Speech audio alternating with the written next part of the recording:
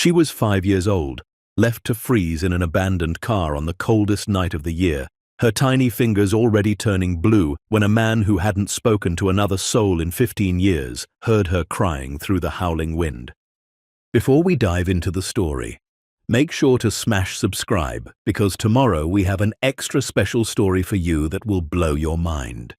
The mountains don't forgive weakness. Thomas Brennan had learned that truth the hard way, carved it into his bones through 15 winters of solitude, 15 years of silence broken only by wind through pine and the crack of splitting wood. He was 53 now, though he looked older, weathered like the cabin he'd built with his own hands deep in the Colorado Rockies. His beard had gone mostly gray, his hands were permanently rough, and his eyes carried the kind of distance that comes from looking at nothing but horizon for too long. He hadn't always been this way. Once, a lifetime ago, he'd been a father, a husband, a man who laughed at dinner tables and sang off-key in the shower. But that version of Thomas had died on a rainy October afternoon 15 years back, when his daughter Emma, just 7 years old, ran into the street chasing a red ball and never came home. The drunk driver got 6 years. Thomas's marriage got 6 months before his wife Rebecca packed her things and left, unable to look at the man whose grief had swallowed him whole. So he ran. Not from the law, not from debt, just from the unbearable weight of a world that kept spinning when his had stopped. He bought 200 acres of mountain wilderness 3 hours from the nearest town, built a cabin timber by timber, and disappeared into a life where the only heartbeat he had to worry about was his own. The town of Ridge Hollow sat at the base of the mountain, population 862, the kind of place where everyone knew everyone and strangers were noticed before their trucks cleared the county line. Thomas came down maybe 4 times a year, always in winter when supplies ran low, always alone, always quiet. He'd load up on flour, salt, kerosene, ammunition, and coffee at Miller's General Store, exchange the bare minimum of words with old Frank Miller, and vanish back up the mountain before anyone could ask him to stay for a chat. This particular December morning was colder than most, the kind of cold that made your lungs ache, that turned spit to ice before it hit the ground. Thomas had woken before dawn as always, stoked the fire in his wood stove, boiled coffee that could strip paint, and dressed in layers: thermal underwear, wool pants, flannel shirt, down vest, heavy canvas coat. The weather radio on his shelf crackled warnings about a storm system moving in from the north, projected to dump 2 feet of snow by nightfall, winds up to 50 miles per hour, dangerous conditions, stay indoors. He needed supplies anyway. The storm would lock him in for weeks, maybe a month if it was bad, as they said. He'd lived through worse. He loaded his pack, checked his rifle out of habit more than necessity, and stepped out into air so sharp it felt like breathing glass. The drive down the mountain took 90 minutes in good weather, closer to 3 hours in winter. His truck, a 1987 Ford F-250, was more rust than metal, but ran like it had a grudge against mortality. Thomas had rebuilt the engine twice himself, replaced the transmission, patched the body with whatever steel he could scavenge. It wasn't pretty, but pretty didn't matter up here. Reliable did. The road down was little more than a logging trail, abandoned since the mill shut down in 2003. Most maps didn't show it anymore. That's how Thomas liked it. He navigated the switchbacks carefully, ice already forming in the shadows where the sun couldn't reach, his breath fogging the windshield faster than the struggling defroster could clear it. He was maybe 40 minutes from town when he heard it. At first, he thought it was wind, that high-pitched keening that comes before a storm. But then he heard it again, cutting through the rumble of his engine and the crunch of snow under tires.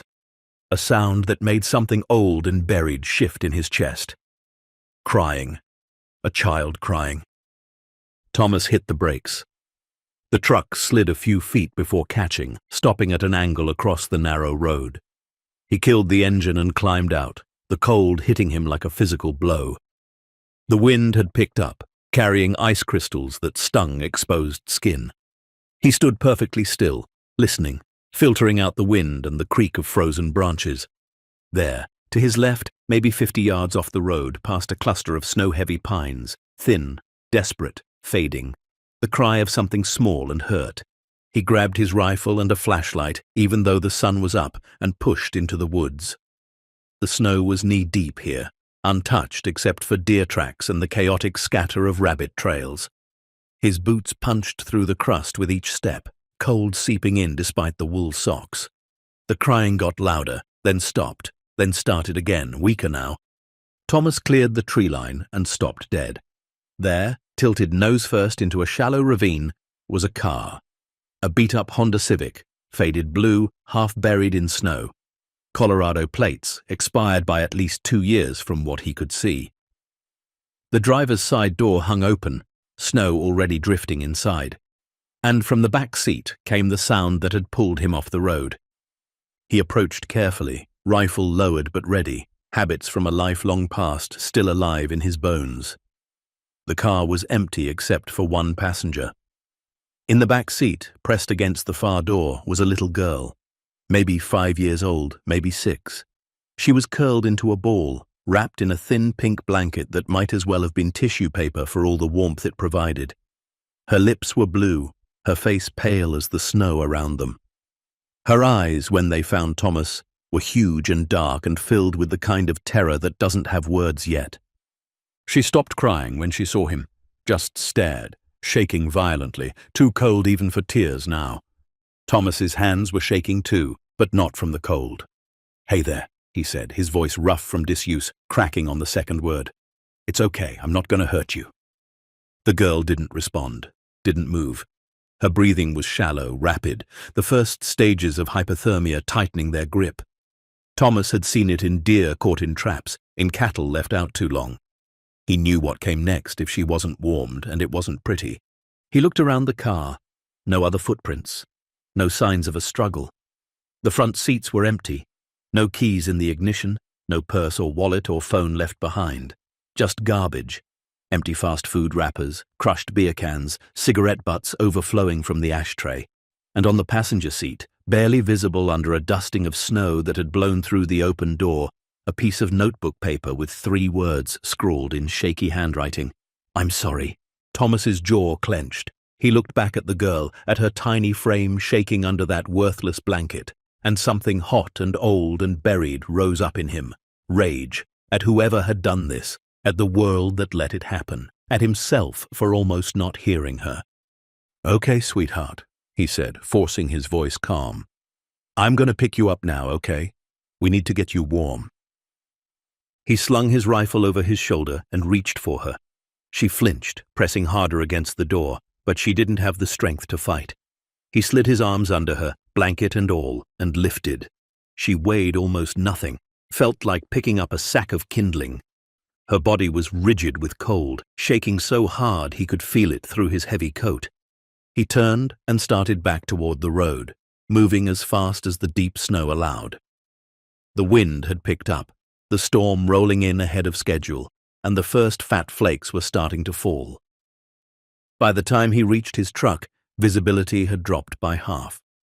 He pulled open the passenger door, set the girl gently on the bench seat, and cranked the heat as high as it would go. Then he peeled off his heavy coat and wrapped it around her, pulling the blanket off and tossing it aside. It was damp with melted snow, useless. She was still shaking, still staring at him with those huge dark eyes. Now that she was in better light, he could see more. Brown hair, tangled and dirty. A small face, angular, smudged with something that might have been mud or bruises or both. She wore pajamas, thin cotton with cartoon characters on them, and no shoes, just dirty white socks soaked through. "What's your name?" Thomas asked, climbing into the driver's side and shifting into gear. No response. Just shaking. "Okay, that's okay. We don't have to talk yet." He turned the truck around, a 3-point turn on the narrow road that took more focus than he'd like to admit, and started back up the mountain. Going to town was out of the question now. The storm was here, the road down would be impassable within the hour, and this child needed warmth immediately. His cabin was 20 minutes up. Town was an hour and a half down. The math was simple. The drive back was tense and silent, except for the labored wheeze of the heater and the rattle of the old engine. Thomas kept glancing at the girl, watching her color, her breathing. She'd stopped shaking quite so violently, which could be good or very bad. He pushed the truck harder than he should have, skidding through turns, engine screaming in low gear as they climbed. When they finally pulled up to the cabin, the snow was coming down in sheets, the world already white and howling. Thomas killed the engine and looked at the girl. "Okay, we're going to run inside now. It's not far, maybe 20 feet, but it's going to be cold. You ready?" She blinked at him. Still no words. He wasn't even sure she understood English, though the pajamas and the car suggested American, probably local, probably desperate. He scooped her up again, coat and all, and kicked open his door. The wind nearly ripped it from his hand. He slammed it shut with his hip and ran for the cabin, boots slipping on ice, lungs burning with cold air. The cabin was dark and cold. The fire he'd built that morning long since dead. He kicked the door shut behind him and went straight to the wood stove in the corner. The girl still in his arms, he used one hand to crumple newspaper, stack kindling, strike a match. The flames caught, guttered, then roared to life.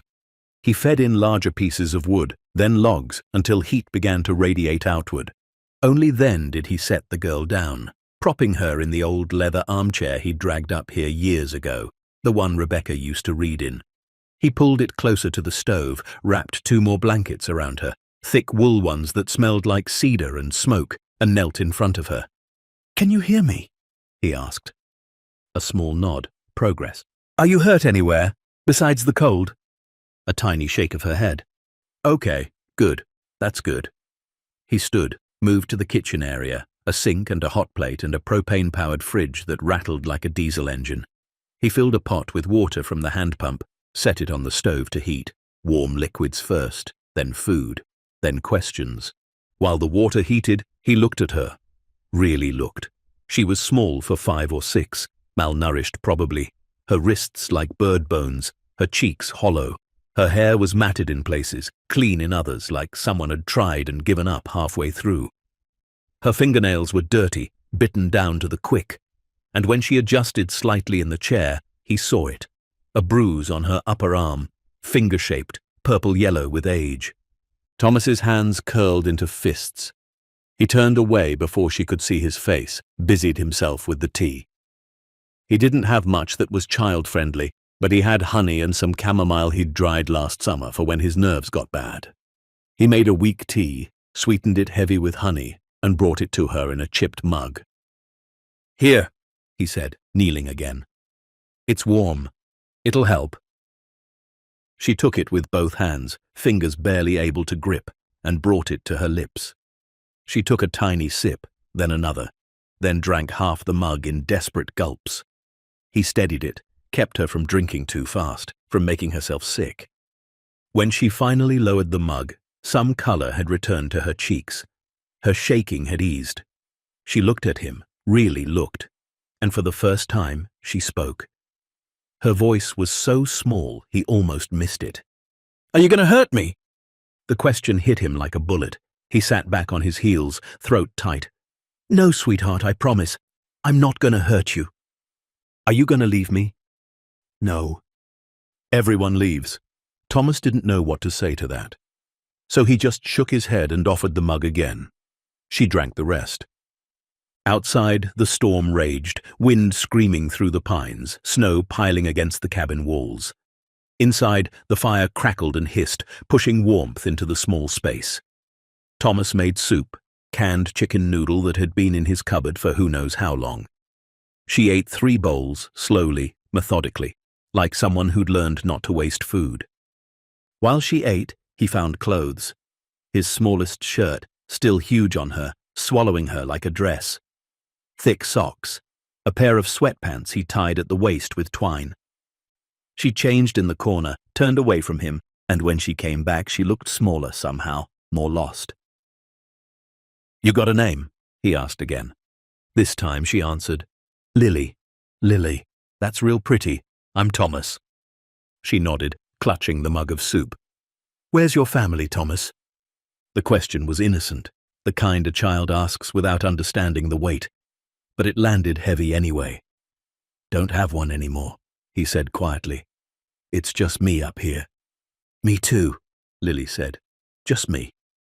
They sat in silence for a while, the fire between them, the storm outside, two people who'd been left behind by the world in different ways. As the afternoon faded into evening, Thomas set up a bed for her near the stove, piling blankets and a pillow from his own bed. She climbed in without argument, exhaustion finally catching up with adrenaline.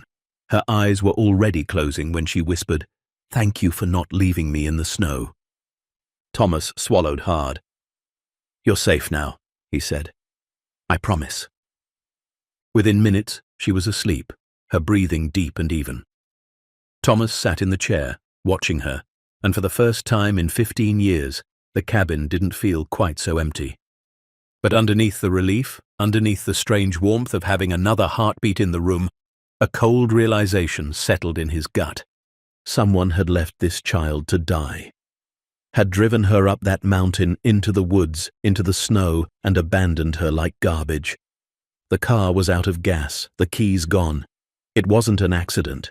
It wasn't a mistake. Someone had looked at this little girl and decided she wasn't worth saving. And as the storm howled and the snow piled higher, Thomas understood something else. The roads were now impassable, maybe for days, maybe for weeks.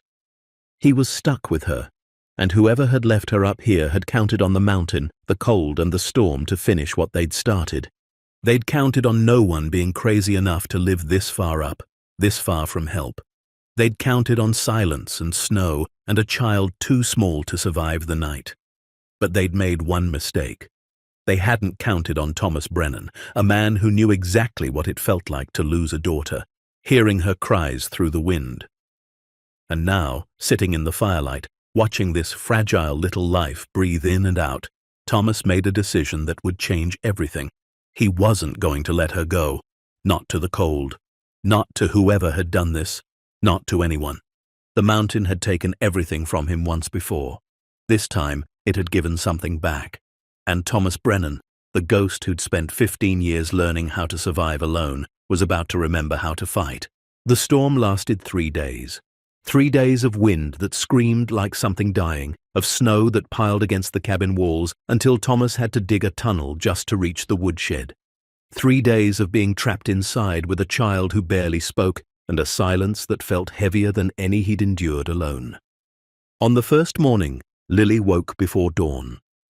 Thomas heard her stirring from where he'd spent the night in the chair, his rifle across his lap, unable to shake the feeling that something out there in the storm was waiting. She sat up slowly, blankets pooled around her waist, and looked around the cabin with wide, cautious eyes, like she was trying to figure out if the previous day had been real or just another nightmare. "Morning," Thomas said quietly, not wanting to startle her.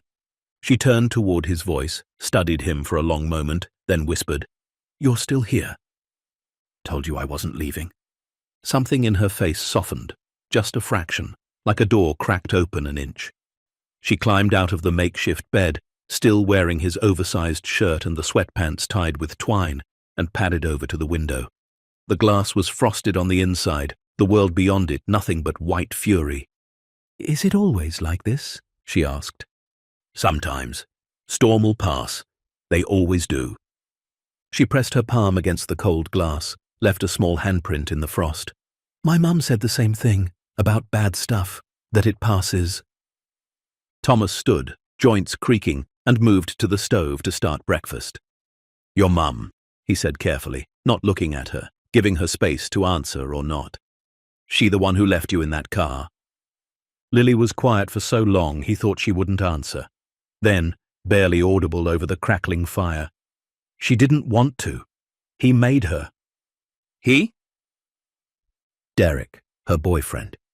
He said I was too much trouble, too expensive, that we couldn't all go where they were going."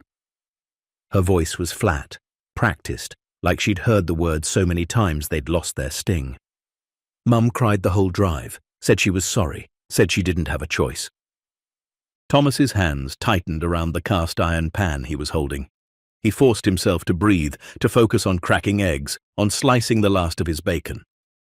"Everyone's got a choice," he said quietly. "That's what I thought too," Lily said. "But grown-ups are different.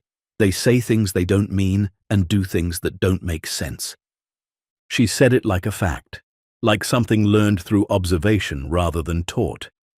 It made Thomas want to put his fist through the wall. Instead, he cooked breakfast, and when it was ready, they ate together at the small wooden table he'd built 15 years ago, back when he still thought he might have visitors someday. Lily ate slowly, cutting her eggs into tiny pieces, chewing each bite thoroughly. Thomas noticed she kept glancing at the door, at the window, like she was waiting for someone to burst through and take the food away, or take her away. "Lily," he said when she'd finished, "I need you to understand something. That storm out there, it's got the roads blocked. Might be days, might be a week before I can get you down to town. To people who can help you proper." Her fork clattered against the plate. "You're taking me to town?" "Well, yeah, eventually. There's people down there, social workers, folks whose job it is to take care of kids who—" He stopped, seeing her face go pale, seeing her hands start to shake. "No," she said, the word sharp and sudden. "No, please, they'll send me back. They always send kids back." "Back where?" "To wherever. Foster homes, relatives, wherever there's space. And if there's no space, they put you in the group homes where the big kids take your stuff, and the adults don't care if you cry at night because there's too many of you to care about." She was breathing fast now, panic rising. "Please don't send me away. I'll be good. I'll be quiet. I won't eat much, I promise." Thomas held up his hands, the same gesture he'd used to calm a spooked horse. Hey, easy. Nobody's sending you anywhere right now. Storm's got us locked in anyway. Let's take it one day at a time, okay?" She searched his face, looking for the lie, the crack where the truth would leak through. When she didn't find it, she nodded slowly and picked up her fork again. But she didn't eat. Just pushed the eggs around her plate. The rest of that first day passed slowly. Thomas showed her how to feed the fire, how to stack wood so air could flow between the pieces, how to adjust the damper to control the heat. She watched with intense focus, absorbing every detail like her life might depend on it. Which, up here, it did. He taught her where things were stored, the canned goods in the cupboard, the water pump at the sink that needed 20 strokes before it ran clear, the lanterns and matches kept in the drawer by the door. She followed him around the cabin, a tiny shadow, never more than a few feet away. By evening, the storm had intensified. The wind hit the cabin in waves that made the whole structure shudder. Lily sat curled in the armchair, wrapped in blankets, watching Thomas prepare dinner with those same careful, watchful eyes. "You live here all by yourself?" she asked. "Yep. Don't you get lonely?" Thomas paused, knife halfway through an onion. Nobody had asked him that in 15 years. "Sometimes," he admitted, "but lonely's better than some alternatives." "Like what?" "Like being around people who hurt you, or people you hurt just by being near them." Lily considered this. "Is that why you're up here? Because you hurt someone?" The knife slipped, nicked his thumb. He swore under his breath, stuck his thumb in his mouth. When he pulled it out, Lily was still waiting for an answer. He wrapped his thumb in a dishcloth and sat down across from her. "I had a daughter once," he said, the words rusty, unpracticed. Her name was Emma. She was 7, and one day she died. It was an accident, but it was the kind of accident that happens because people aren't paying attention, because the world's moving too fast and nobody's watching out for the small ones who can't protect themselves.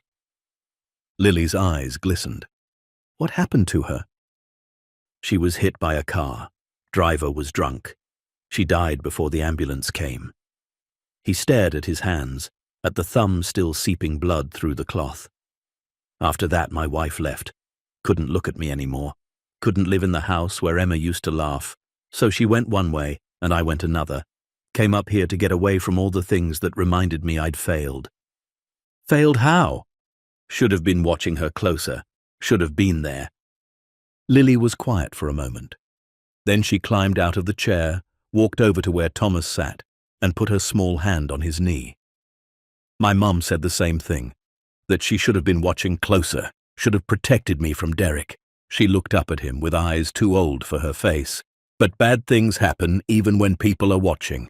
That's what makes them bad. Thomas felt something crack in his chest, something that had been frozen solid for 15 years. He put his hand over hers, rough calluses against soft skin, and nodded. Yeah, kid, I guess you're right. That night, after Lily had fallen asleep by the fire, Thomas pulled out a box from under his bed. He hadn't opened it in years, had convinced himself he never would again. Inside were photos, drawings, a small pink shoe, a stuffed rabbit with one ear missing, Emma's things, the pieces of her he couldn't bear to look at but couldn't bring himself to throw away. He pulled out one photo, Emma at 6, gap-toothed and grinning, holding up a fish she'd caught on their last camping trip. She'd been so proud, had insisted they take a dozen pictures, had talked about that fish for weeks afterward. Thomas traced her face with his thumb, feeling the old grief rise up. But this time it didn't drown him. This time it just ached, like a scar that still hurt but had finally started to heal. He looked over at Lily, at the rise and fall of her breathing, at the way she'd tucked herself into a ball like she was trying to take up as little space as possible. She wasn't Emma, would never be Emma, but she was a child who needed someone, and maybe, just maybe, he was someone who needed to be needed again. The second day of the storm brought a strange quiet between them. Not the hostile kind, but the comfortable sort that comes when two people stop trying to fill every silence with words. Thomas worked on small repairs around the cabin, fixing a loose hinge on the cupboard, patching a crack in the window frame with putty and strips of cloth. Lily watched for a while, then asked if she could help. He set her up with a small project, sorting his collection of screws and nails by size, a task that required patience more than skill. She worked at it for hours, barely speaking, her small hands moving with careful precision. When she finished, she'd organized everything into neat rows in an old egg carton, each compartment labeled with crayon drawings since she couldn't quite spell all the words yet. "Did good," Thomas said, examining her work. "Real good." She beamed, the first real smile he'd seen from her. It transformed her whole face, made her look like the child she was supposed to be, rather than the haunted little ghost who'd stumbled out of that car. That evening, Thomas found one of his old books, a collection of folk tales he'd bought years ago and never read. He wasn't much for reading aloud, hadn't done it since Emma, but Lily looked so small and lost curled up in that chair that he found himself sitting down and cracking open the cover. He read to her about clever foxes and brave mice, about giants defeated by quick thinking and kindness rewarded when least expected. Lily listened with absolute focus, occasionally asking him to repeat a part or explain a word. When he finally closed the book, her eyes were heavy, but she fought against sleep. "One more?" she asked. "Tomorrow," Thomas promised. "Stories are better when you got something to look forward to." She accepted this with a small nod and let him tuck her in. But as he turned to go, she called out softly, "Thomas?" "Yeah?" Emma was lucky to have a dad who loved her so much he couldn't stop being sad. Thomas's throat closed up. He managed a nod and moved back to his chair, but sleep didn't come for hours. By the third day, they'd fallen into a rhythm. Thomas woke first, started the fire, made coffee. Lily woke to the smell of it and helped with breakfast. They ate together, cleaned up together. He taught her to whittle, showing her how to hold the knife safely, how to work with the grain of the wood instead of against it. She was a quick learner, focused and careful, though her first attempts produced nothing but a pile of shavings. "It's harder than it looks," she said, frustrated. "Everything worth doing usually is." She tried again, tongue poking out between her teeth in concentration. This time, she managed to create something that vaguely resembled a spoon. She held it up triumphantly. "There you go," Thomas said. "Keep at it. You'll be carving bears and eagles before long." "Can you carve those things?" He shrugged. "Used to. Haven't tried in a while."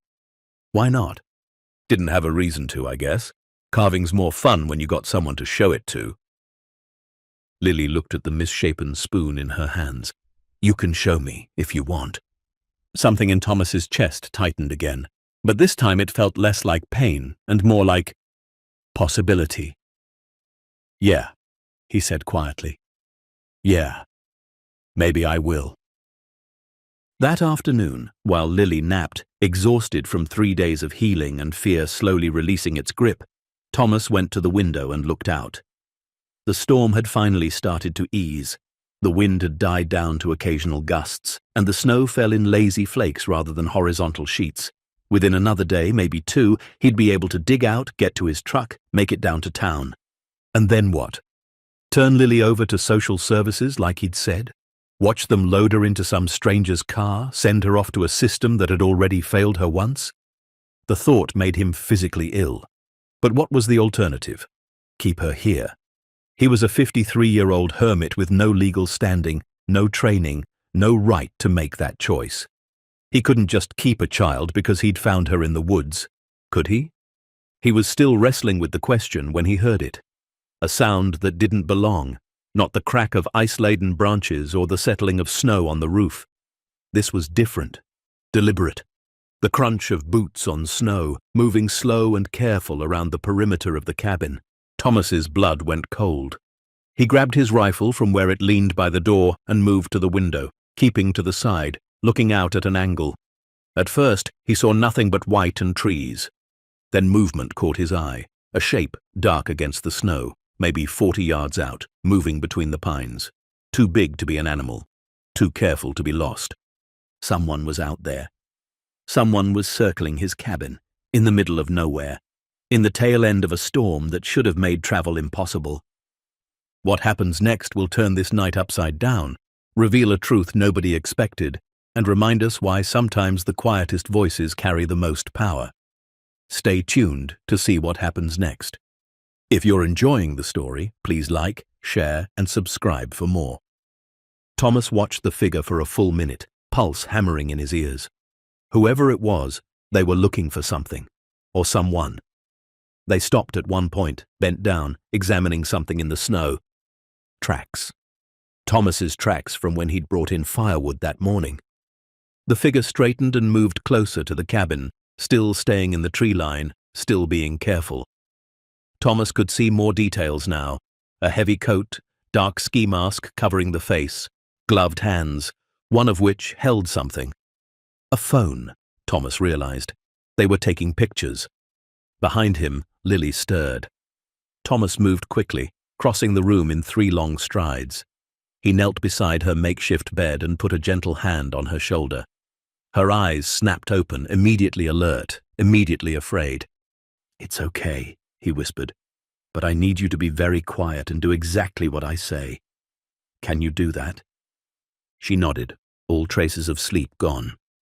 "There's someone outside. I don't know who, but I don't like it. I need you to go to the back corner behind those crates there. There's a space between them and the wall. Crawl in there and don't come out until I say so. Don't make a sound. Don't move. Understand?"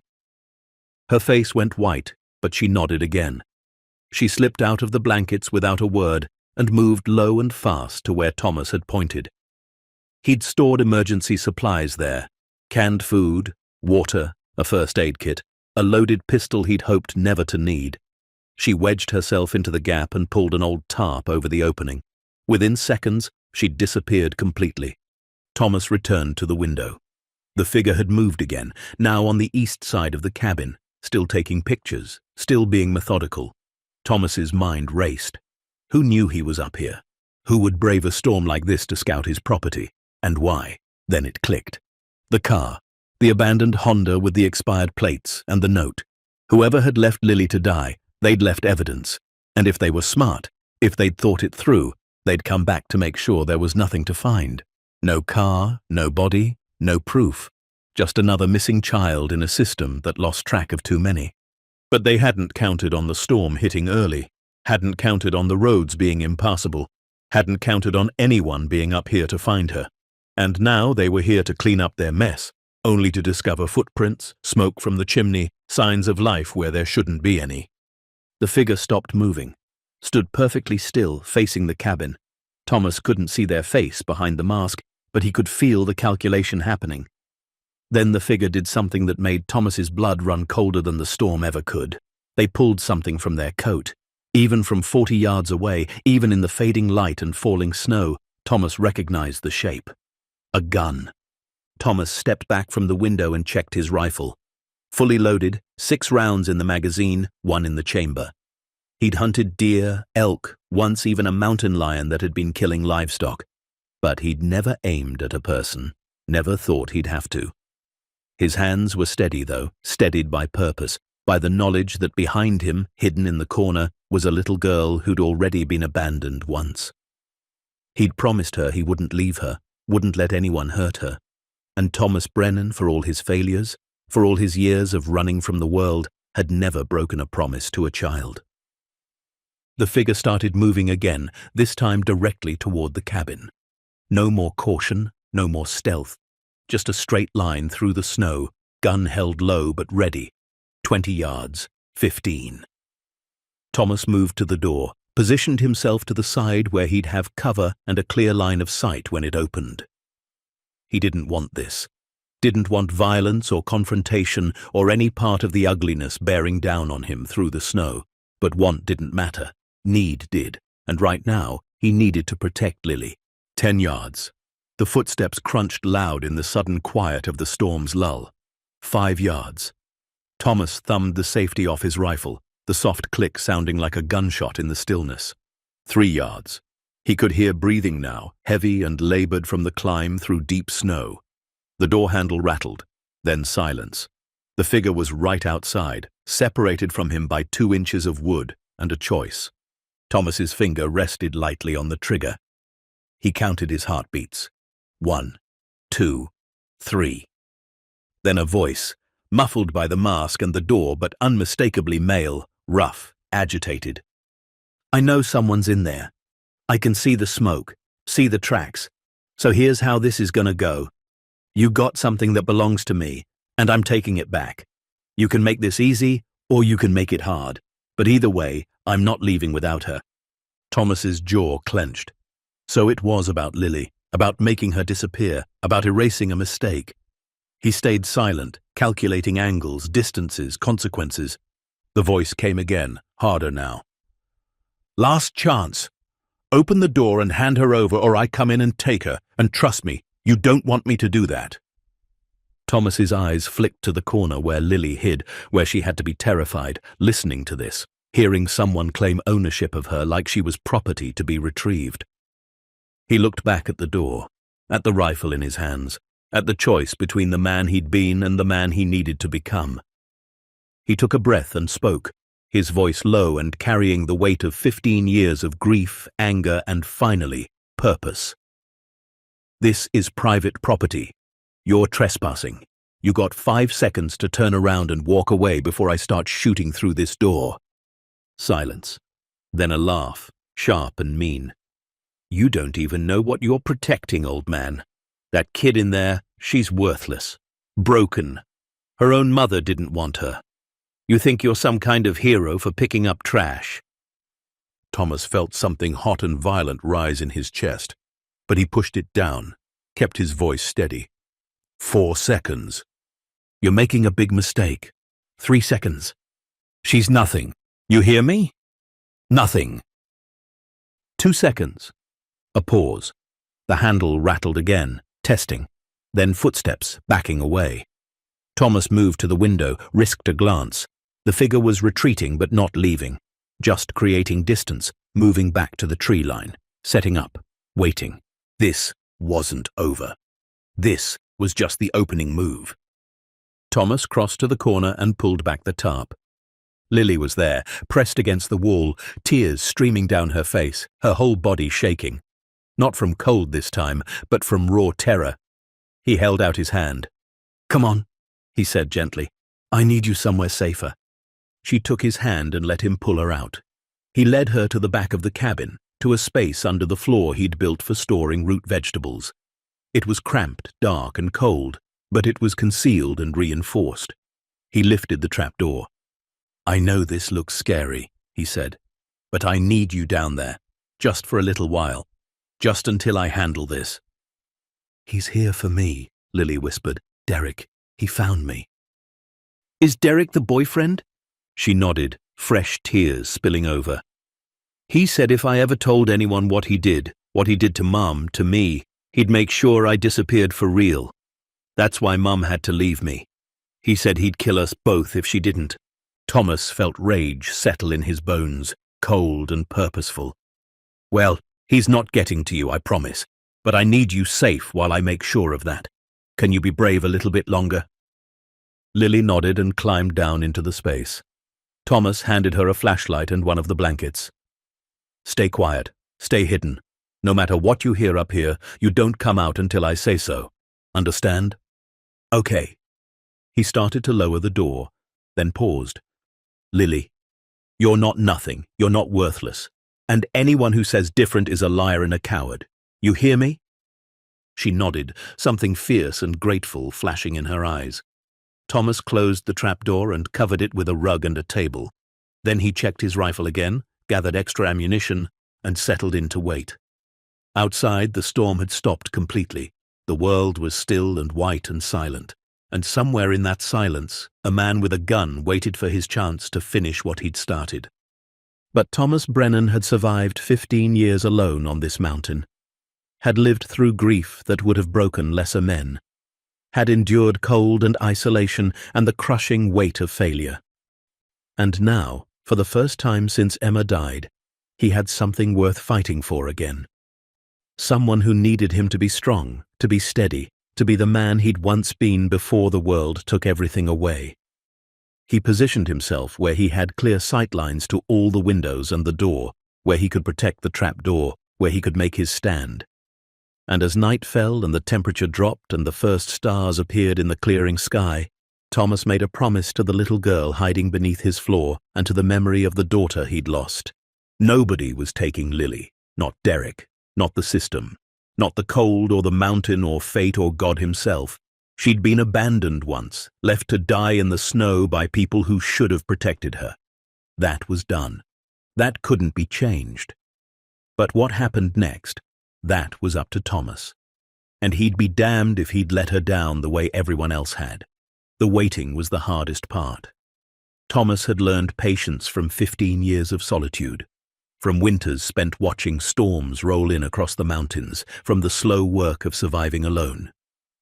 But this was different. This was watching darkness fall, knowing someone out there wanted to hurt a child, and not being able to do anything but wait for them to make their move. He'd positioned himself near the center of the cabin, back against the wall, where he could see both the door and the 2 windows. The rifle rested across his knees, ready. He'd extinguished all the lanterns, let the fire in the stove burn down to coals, so it gave off heat but minimal light. To anyone watching from outside, the cabin would look like it was settling in for the night. Empty, unaware, vulnerable. That's what he wanted them to think. Hours crawled by. Thomas's eyes adjusted to the darkness until he could make out every shadow, every shape. His ears strained for any sound that didn't belong, the snap of a branch, the crunch of snow, the scrape of metal against wood. But there was nothing. Just the soft tick of the cooling stove and his own steady breathing, and somewhere beneath his feet, invisible and silent, a little girl who trusted him to keep her safe. Around midnight, Thomas heard it. Not a sound exactly, more like the absence of sound. The way the wind had stopped rustling through the pines near the east window. The way the natural creaks and groans of the frozen forest had gone quiet in a way that meant something was moving through them, something that made the wildlife hold its breath. He shifted his grip on the rifle and waited. A shadow passed across the window, so quick he almost missed it. Then another at the south-facing window. 2 of them. Derek had brought help. Or maybe he'd been followed by someone else who had a stake in making sure Lily never made it off this mountain. Either way, the odds had just gotten worse. Thomas's mind raced through options. He could fire a warning shot, try to scare them off. But that would give away his position and waste ammunition he might need. He could barricade the door, try to wait them out. But they had time and numbers, and eventually he'd have to sleep. No, The only real option was to make this confrontation happen on his terms, not theirs. He moved carefully, silently, to the back window. It was small, barely wide enough for a man to squeeze through, and it opened onto the sheer drop where he'd built the cabin into the hillside. Impossible to approach from that direction. He eased it open, letting in a blast of cold air, then moved back to his position and waited. Within seconds, he heard them react. Footsteps in the snow, moving to investigate the open window, thinking maybe someone was trying to escape. The shadows converged on the back of the cabin, exactly where he'd wanted them. Exactly where they couldn't see the front door. Thomas moved fast. He grabbed his coat, pulled it on as he crossed to the door. He eased it open, slipped outside into the brutal cold, and circled wide around the cabin, using the woodshed for cover. His boots were silent in the fresh powder, his breath controlled, everything he'd learned from years of hunting deer and elk coming back to him now. He reached the corner of the cabin and peered around. Two figures, just as he'd thought, both focused on the back window, both armed. One of them was the same build as the man who'd approached earlier. Derek, almost certainly. The other was smaller, quicker, harder to read in the darkness. Thomas raised his rifle and spoke loud enough to carry, but not yell. "That's far enough." Both figures spun, bringing their weapons up. Thomas already had them in his sights. "Drop the guns. Do it now." For a moment, nobody moved. Then the smaller figure spoke, a woman's voice, shaky and desperate. "Please, we just want to talk. We just want our daughter back." Thomas's heart lurched. Our daughter. He steadied his aim. "Your daughter? You left her to die in a car in the middle of a blizzard." "It wasn't supposed to be like that," the woman cried. We were going to come back for her. After we got settled, we just needed time." "Shut up," Derek snapped at her. Then to Thomas, "Look, old man, I don't know what story the kid told you, but she's a liar. Always has been. She's ours legally, and you're interfering with family business." "Family doesn't leave each other to freeze," Thomas said, his voice like iron. "Now drop the guns before someone gets hurt." Derek laughed, and there was nothing human in it. "You really think you can take both of us? You think you're some kind of action hero? You're what, 60? Living alone in the woods because nobody else wants you around? You don't have the guts." Thomas's finger tightened on the trigger. Not enough to fire, just enough to remind himself he could. "I'm 53. I've gutted elk in below-zero weather, survived winters that would kill most men, and buried everyone I ever loved. You want to test whether I've got the guts? Go ahead, see what happens." The woman made a small sound, something between a sob and a whimper. She dropped her gun. It fell into the snow with a soft thud.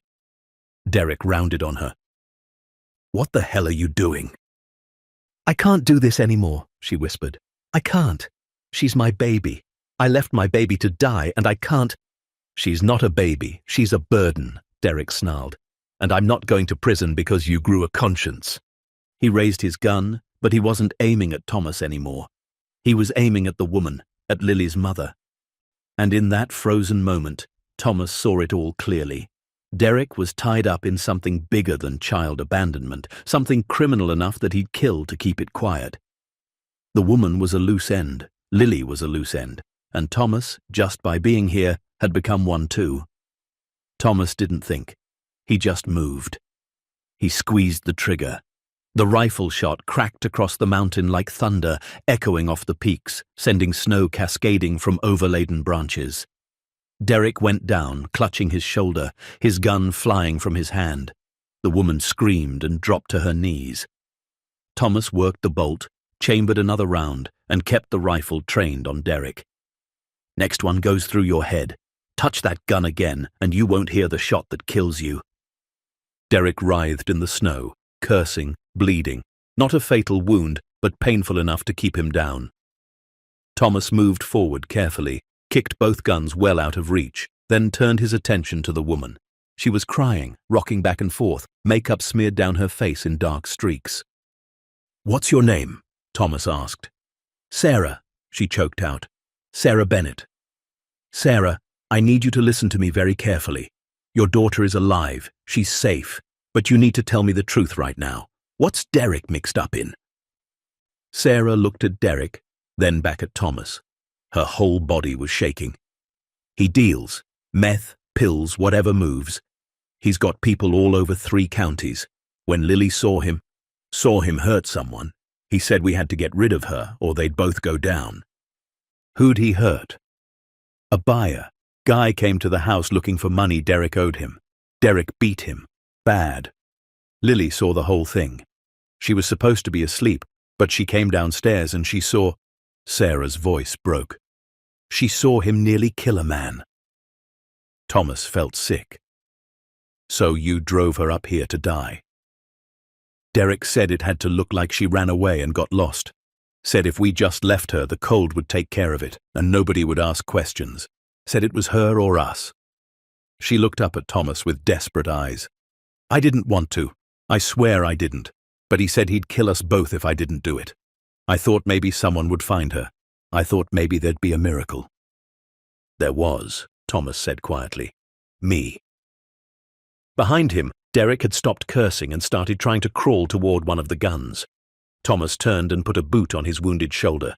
Derek screamed. "Stay down," Thomas said. Then to Sarah, "You're going to walk ahead of me into that cabin, slowly, hands where I can see them. We're going to call the sheriff, and you're going to tell them everything you just told me. And maybe, if you're lucky, they'll take into account that you came back, that you're cooperating, that somewhere under all this, you might still love your daughter." Sarah nodded and stood on shaky legs. Thomas grabbed Derek by his good arm and hauled him upright. The man tried to resist, but Thomas jabbed the rifle barrel into his wounded shoulder again. "Try me," Thomas said. "Please, give me a reason." Derek went still. They walked back to the cabin like that. Sarah in front, Derek stumbling beside Thomas, the rifle never wavering. When they reached the door, Thomas called out, "Lily, it's Thomas. I'm coming in with 2 people. Don't be afraid." He opened the door and pushed them inside.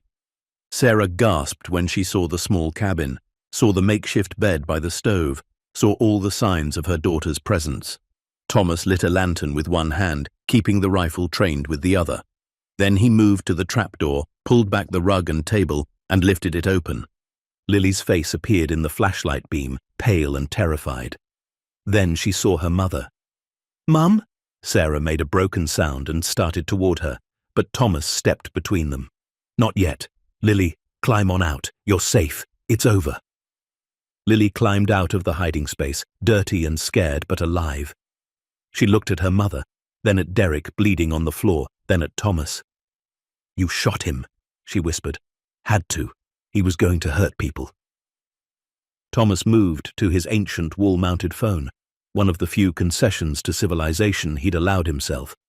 He cranked the handle and waited for the operator to connect him to Ridge Hollow's sheriff's office. While it rang, he kept his eyes on Derek, on Sarah, on Lily, standing in the middle of them all, like a living reminder of everything that had gone wrong and somehow, impossibly, turned out right. The phone picked up. "Ridge Hollow Sheriff's Department. This is Thomas Brennan up on Copper Ridge. I need deputies and an ambulance. I've got a GSW, a suspected meth dealer, and a child abandonment case, and I need them as soon as the roads are clear." There was a pause.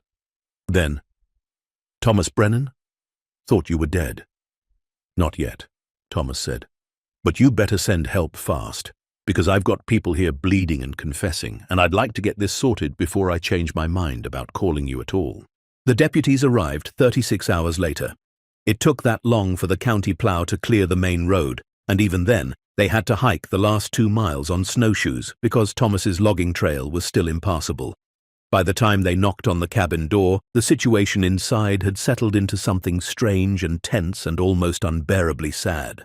Derek sat handcuffed to the wood stove, his shoulder bandaged with strips torn from an old sheet, his face grey with pain and rage. Sarah had spent most of the time curled in the armchair, staring at Lily, occasionally trying to speak before words failed her. And Lily had stayed close to Thomas, following him like a shadow as he made meals, tended the fire, and tried to pretend that his world hadn't just exploded into something he couldn't control. When the knock came, Thomas opened the door to find Sheriff Rachel Torres standing there in full winter gear, her dark eyes sharp and assessing. Behind her stood two deputies, both young, both looking at Thomas like he was a ghost that had wandered down from the mountain. "Thomas," Rachel said, her voice carrying a mixture of relief and concern. "Been a long time." "Rachel." He stepped aside to let them in. "Thanks for coming." She surveyed the scene. Derek handcuffed and bleeding, Sarah hollow-eyed and shaking, and Lily pressed against the wall watching everything with wide, frightened eyes. Rachel had been a rookie deputy 15 years ago when Emma died, had been one of the few people who'd tried to reach Thomas before he disappeared into the mountains. She'd aged well, carried herself with an authority that came from years of dealing with the worst humanity had to offer in a small town where everyone knew everyone's secrets. "Somebody want to tell me what the hell happened up here?" she asked.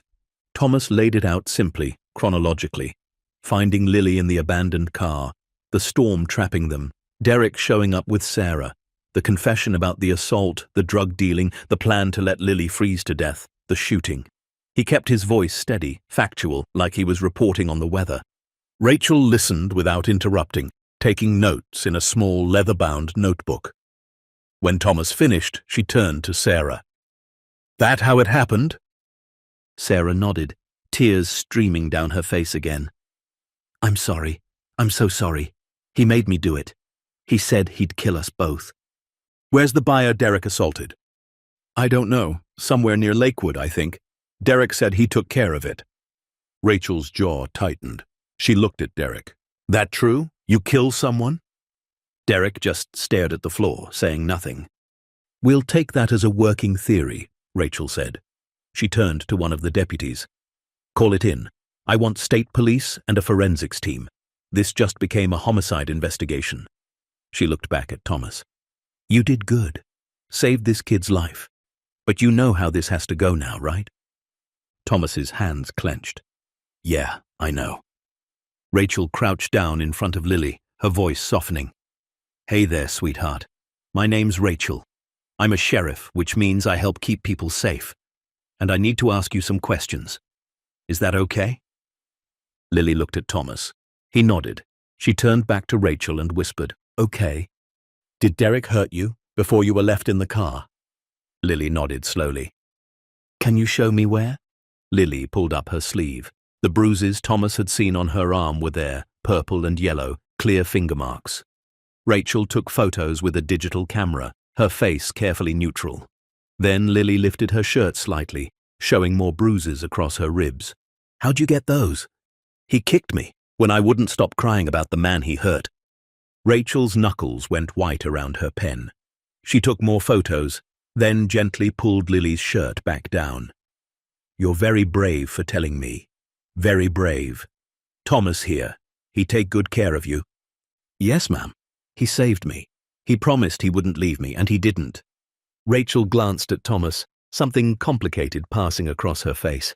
"That's good. That's real good." She stood. "Lily, I need you to come with me now. We're going to take you somewhere safe while we sort all this out." "But I am safe," Lily said, pressing closer to Thomas. "I'm safe here." "I know, honey, but there's rules. Grown-up rules that say when kids are in trouble, we have to take them to special places where people know how to help them. I don't want to go to those places. Thomas helps me. He reads to me and teaches me things, and he doesn't hurt me." Thomas knelt down beside her. "Lily, listen. Sheriff Rachel's right. There's procedures, things that have to happen. But I promise you I'm not disappearing. I'm not leaving you alone in this, okay?" "You promise?" "I promise." She searched his face, looking for the lie. When she didn't find it, she nodded and let Rachel take her hand. As they led her out to the waiting vehicles, she looked back over her shoulder at Thomas, her eyes desperate and pleading. Thomas stood in the doorway, watching until they were out of sight, feeling something crack inside his chest that hadn't broken even when Emma died. Rachel came back alone. "We're taking Derek to county medical under guard, then to lockup once he's stable. Sarah's going to county for booking. You need to come down too, give a formal statement." Am I under arrest? Should you be? Thomas met her eyes. I shot a man who was threatening to kill people, including a 6-year-old girl. You tell me. Rachel was quiet for a long moment. Colorado's got strong self-defense and defense of others laws, and based on what I've seen and heard, you had reasonable cause to believe lives were in danger. But the DA's going to want to review everything. So yeah, you need to come in, but no, I'm not arresting you. Not yet, anyway. What happens to Lily? Emergency foster placement while we investigate. Standard procedure. How long? Depends. Could be days, could be months. Depends on what we find, what the courts decide, whether Sarah gets charged as an accessory or gets leniency for cooperating. Rachel paused. Why do you care?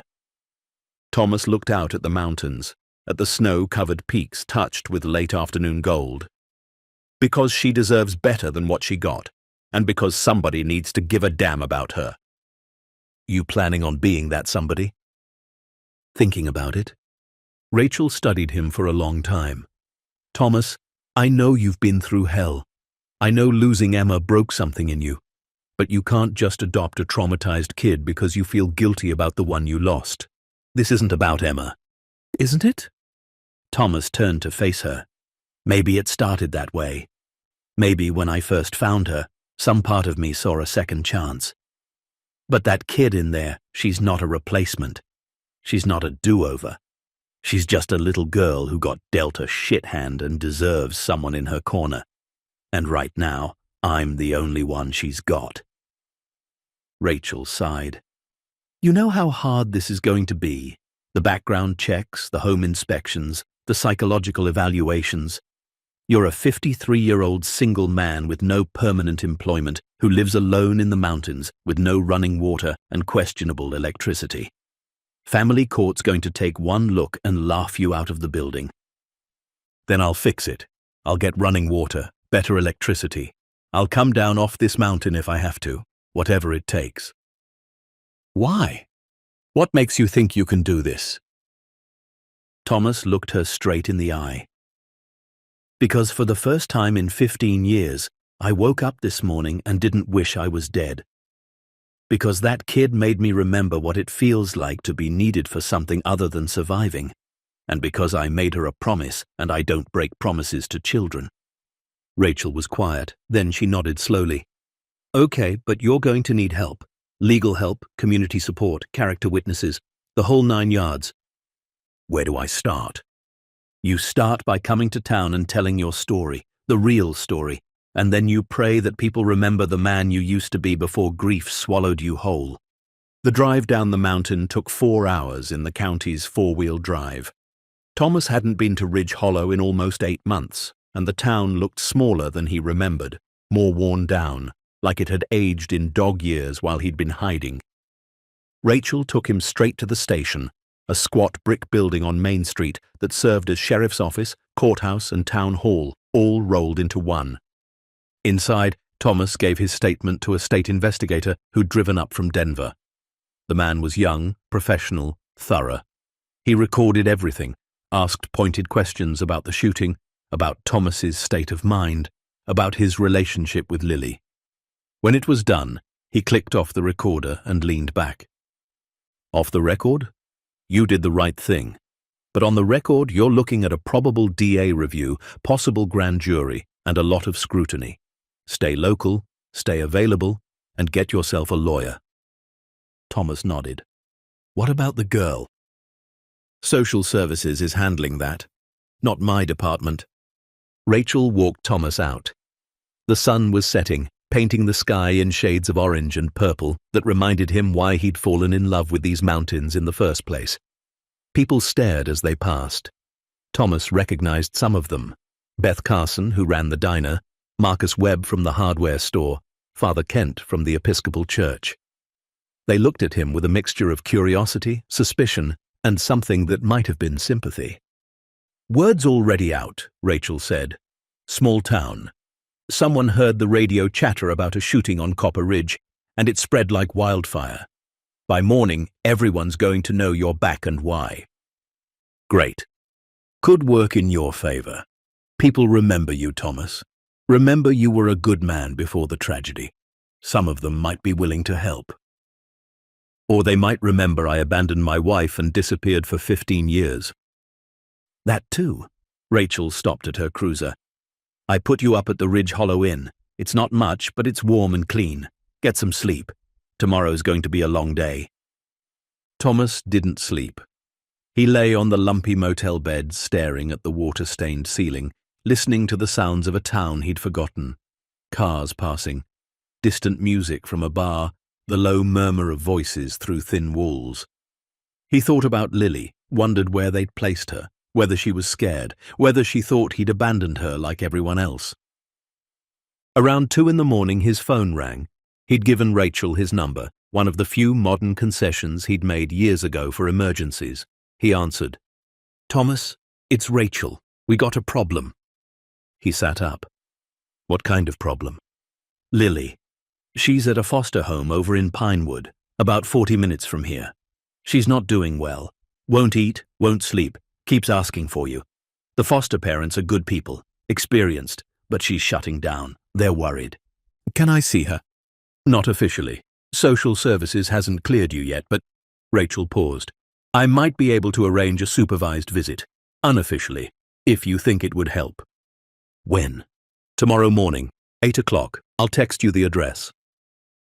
Thomas was waiting outside the foster home at 7:45. It was a nice house, well kept, with a swing set in the yard and a minivan in the driveway, the kind of place that should feel safe. Rachel pulled up at 7:58, and together they walked to the front door. A woman in her 40s answered, tired eyes and kind smile. "You must be Mr. Brennan. I'm Carol Hendricks. Come in." Inside, the house was warm and cluttered with the comfortable chaos of children. Toys scattered across the floor, drawings taped to the refrigerator, the smell of pancakes and syrup. Carol led them to a small bedroom at the end of the hall. Lily sat on the bed, knees pulled to her chest, staring out the window. She hadn't changed clothes, still wore the oversized shirt and sweatpants Thomas had given her. When she heard the door open, she didn't turn. "Lily," Carol said gently, "you have a visitor." Thomas stepped into view. Lily's head snapped around, and her face transformed. She launched off the bed and ran to him, wrapping her arms around his waist and holding on like she'd drown if she let go. Thomas dropped to his knees and hugged her back, this tiny, fierce little person who'd somehow become the center of his world in less than a week. "You came," she whispered into his shoulder. "You came back." "Told you I wouldn't leave. Told you I keep my promises." She pulled back just enough to look at his face. "Are you taking me home?" Thomas glanced at Rachel, at Carol. Both women looked away. He looked back at Lily. "Not yet, kiddo. There's things that have to happen first. Paperwork and interviews and boring grown-up stuff. But I'm working on it. I'm working on finding a way for us to be together, okay?" "How long?" "I don't know, but however long it takes, I'll be here. I'll visit when they let me. I'll call when they let me. And I'll fight for you every single day until we figure this out." Lily's eyes filled with tears. "What if they say no? What if they say I have to go somewhere else?" Thomas cupped her face in his calloused hands. "Then I'll fight harder. You hear me? You're not alone anymore. You got someone in your corner now, and I don't give up easy." They sat together on the floor of that foster bedroom for an hour. Thomas answering her questions, reassuring her, making promises he prayed he could keep. When it was time to go, Lily didn't cry, but her hands shook when she let go of his. "I'll be back soon," Thomas said. "I promise." "Cross your heart?" "Cross my heart." Outside, Rachel walked Thomas to his borrowed truck. "That was good. What you did in there gave her hope. Hope's dangerous if it doesn't pan out. Then make it pan out." Over the next week, Thomas learned exactly how complicated his situation was. He met with a lawyer, a sharp woman named Diana Ortiz, who specialized in family law. She laid it out plainly. He had no legal standing, no biological connection, no prior relationship with Lily. Sarah was her mother, still legally retained parental rights even from jail. The state's first priority would be reunification with the parent. But she tried to kill her, Thomas said, incredulous. She cooperated with police, is entering a plea deal, and claiming coercion by Derek. The prosecutor's willing to consider reduced charges in exchange for testimony. If she gets probation and completes parenting classes, she could get Lily back. And if she doesn't? Then Lily goes into the foster system, available for adoption. But preference goes to relatives first, then established foster families, then married couples. A single man with no experience living in a remote cabin? You're at the bottom of the list. So what do I do?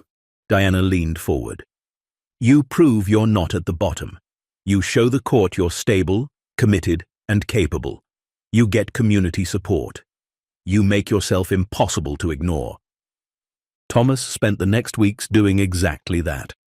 He came down from the mountain and stayed at the inn, making himself visible, available, present. He went to the diner every morning and sat at the counter where people could see him, could approach him, could ask questions, and slowly, awkwardly, they did. Beth Carson was first. She poured his coffee one morning and said, "Heard what you did, saving that little girl. That took guts. Just did what anyone would do." "No," she said firmly. "Most people would have driven past. You didn't. That means something." Word spread differently this time. Not as gossip, but as a story of redemption. The hermit who'd lost his daughter and disappeared had come back to save someone else's child. It was the kind of narrative small towns loved, the kind that made people want to be part of something bigger than themselves. Marcus Webb stopped by the inn with a box of supplies, tools, lumber, electrical supplies. "Heard you're fixing up your place," he said. "Thought you could use these, no charge." Father Kent invited Thomas to coffee and talked about second chances, about how God works through broken people. The church is here if you need support, for whatever comes next. Even people Thomas didn't know approached him. A retired teacher offered to help with homeschool curriculum if he got custody. A contractor volunteered to help upgrade the cabin. A lawyer who'd handled Emma's case years ago sent a letter offering character testimony. The town was rallying. Not all of it. There were still whispers, still people who thought Thomas was unstable or that he had ulterior motives. But enough. Enough to matter. The preliminary hearing came 3 weeks after Lily was found. Thomas sat in the small courtroom, Diana beside him, and watched as the judge reviewed the case. Sarah was there in an orange jumpsuit, looking small and broken. Derek was still in county medical under armed guard, facing charges that would keep him locked up for decades. The judge, a stern woman in her 60s named Margaret Holloway, listened to testimony from social workers, from Rachel, from the foster parents. Then she looked at Thomas. "Mr. Brennan, I understand you've expressed interest in caring for this child." Thomas stood. "Yes, Your Honor." "You're aware you have no legal relationship with her, no standing in this case?" "I'm aware." "Then why are you here?" Thomas took a breath. "Because I made her a promise, and because she deserves someone who'll fight for her, someone who sees her as more than a case file or a problem to solve. I know I'm not the obvious choice. I know my background raises questions, but I'm asking for the chance to prove I can give her the stability and love she deserves." Judge Holloway studied him for a long moment. Then she turned to Sarah. "Miss Bennett, what are your wishes regarding your daughter?" Sarah's voice was barely audible. "I don't know. I love her. I do. But I failed her. I let Derek convince me she was better off dead than with me, and I can't. I don't know if I can be what she needs." "That's not an answer." "I know." Sarah looked at Thomas, tears streaming down her face. "He saved her when I tried to kill her. Maybe she's better off with him." The courtroom erupted in whispers. Judge Holloway banged her gavel. "Order. Miss Bennett, are you relinquishing your parental rights?" "I don't know. Can I think about it?" "You can. But understand that Lily's placement is temporary right now. If you don't make a decision soon, the state will make it for you." She turned to the social worker. "How is the child adjusting to foster care?" "Not well, Your Honor. She's withdrawn, not eating properly, having nightmares. The foster parents are concerned." "And her attachment to Mr. Brennan?" "Strong, possibly too strong. There's concern about trauma bonding." Judge Holloway nodded. Here's my ruling. Lily remains in foster care for now. Mr. Brennan, if you're serious about pursuing custody, you'll undergo a full background check, psychological evaluation, and home inspection. Miss Bennett, you have 60 days to decide whether to fight for custody or relinquish rights. In the meantime, I'm authorizing supervised visitation for Mr. Brennan twice weekly, pending evaluation results. We'll reconvene in 8 weeks. Court adjourned. As people filed out, Diana grabbed Thomas's arm. That's better than I expected. She's giving you a real shot. What do I do now? Everything she asked for, and you do it perfectly. No mistakes, no second chances. You show them you're exactly who Lily needs you to be. Thomas nodded, looking through the courtroom window at the mountains in the distance. Somewhere between those peaks and this town, he'd found a reason to come back to life. Now he had to prove he deserved to keep it. The visits became the center of Lily's world and Thomas's. Twice a week, every Tuesday and Friday at 4 in the afternoon, they met in a conference room at the social services office. A supervisor sat in the corner taking notes, watching interactions, but mostly they faded into the background. Thomas brought books and read to Lily, brought wood and taught her to carve, brought stories about the mountain, about deer he'd seen, about the eagle that nested near his cabin. Lily soaked it all in, laughing more each visit, the haunted look in her eyes slowly fading. I made something for you, she said one Friday, pulling a crumpled drawing from her pocket. It showed a cabin, a mountain, 2 stick figures holding hands. Above it, in careful crayon letters, home. Thomas's throat tightened. It's perfect. Do you think the judge will let me come home, to your cabin? I'm working on it, kiddo, every day. What if she says no? Thomas folded the drawing carefully and put it in his shirt pocket, right over his heart. Then we keep trying, and if that doesn't work, we find another way. But we don't give up. Deal? Deal. By week 6, the evaluations were complete. Diana called Thomas with the results. Psych eval came back clean. Background check clear except for the shooting, which is still under review. Home inspection. She paused. They have concerns. What kind of concerns? The cabin's remote, limited utilities, no conventional schooling options nearby. They're questioning whether it's appropriate for a child. Thomas felt anger rise in his chest. That cabin kept us both alive through a blizzard. It's safe, it's solid, and it's got everything a kid needs. I believe you, but you need to make them believe it. Show them you're willing to compromise. Upgrade where necessary. Prove the isolation isn't neglect. Thomas spent the next 2 weeks transforming the cabin.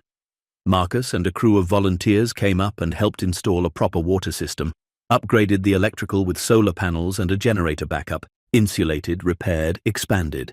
They added a second bedroom, painted walls, installed windows that actually sealed. The church donated furniture, books, supplies. By the time the inspector came back, the cabin had gone from survivalist outpost to legitimate home. The inspector, a woman named Patricia, who'd been skeptical during the first visit, walked through slowly, checking everything. When she finished, she turned to Thomas. This is impressive, Mr. Brennan. You've addressed every concern we raised. I'm serious about this. About her. Patricia nodded. I can see that. I'll put it in my report. The final hearing was scheduled for a cold morning in late February. Thomas wore the only suit he owned, bought 15 years ago for Emma's funeral and never worn since. It still fit, barely, and smelled like mothballs and memory. Diana met him outside the courtroom. Sarah made her decision, she said. She's relinquishing rights. Derek's attorney contacted her from prison, threatened her if she testified against him. She's terrified, broken. She thinks giving Lily up is the only way to keep her safe. Is it? Probably. Derek's looking at 25 to life for the homicide, the drug charges, the assault. But he's got connections. Sarah's not wrong to be scared. Inside, Judge Holloway called the court to order. She reviewed the reports, the testimonies, the recommendations. Then she looked at Thomas. Mr. Brennan, I've read everything submitted. Your evaluations are strong, your home is adequate, community support is substantial. But I need to ask you directly, why do you want this child? Thomas stood. Because she needs someone who won't give up on her. Because I know what it's like to lose everything and barely survive it. And because when I found her in that car, freezing and scared and abandoned, something in me that had been dead for 15 years came back to life. She saved me as much as I saved her, and I want the chance to give her the childhood she deserves, the safety, the love, the stability, all of it. Judge Holloway was quiet for a long time. Then she spoke. It's the opinion of this court that Lily's best interests are served by placement with Mr. Brennan, pending completion of fostering requirements and with ongoing supervision from social services. Temporary custody is granted. We'll revisit in 6 months for permanent placement consideration. Thomas felt his knees go weak. Diana grabbed his arm, grinning. You did it. You actually did it. An hour later, Thomas walked into the foster home where Lily had been staying. Carol met him at the door, smiling. She's been packed for an hour. Knew somehow today was the day. Lily appeared in the hallway, small backpack on her shoulders, hope and fear warring on her face. Did the judge say yes? Thomas knelt down. Yeah, kiddo, she said yes, you're coming home. Lily ran to him and Thomas caught her, lifted her up, held her tight while she cried into his shoulder. Not sad tears this time. Relief, joy, safety. I told you, Thomas whispered. Told you I keep my promises. They drove up the mountain as the sun set, the same road Thomas had driven 15 years ago when he'd fled from the world. But this time, he wasn't running away. He was bringing someone home. When they pulled up to the cabin, Lily gasped. It's different. Made some improvements. Want to see your room? Her eyes went wide. My room? Inside, Thomas showed her the space they'd built, small but perfect, with a real bed, a bookshelf, a window that looked out over the valley. Lily walked around slowly, touching everything like she couldn't believe it was real. This is mine, she whispered. All yours. She turned to him, eyes shining. Thank you for not leaving me in the snow, for keeping your promises, for wanting me. Thomas's vision blurred. He pulled her into a hug, this fierce little survivor who'd reminded him why life was worth living. Thank you for letting me keep you. That night, after Lily had fallen asleep in her new bed, Thomas sat on the porch looking at the stars.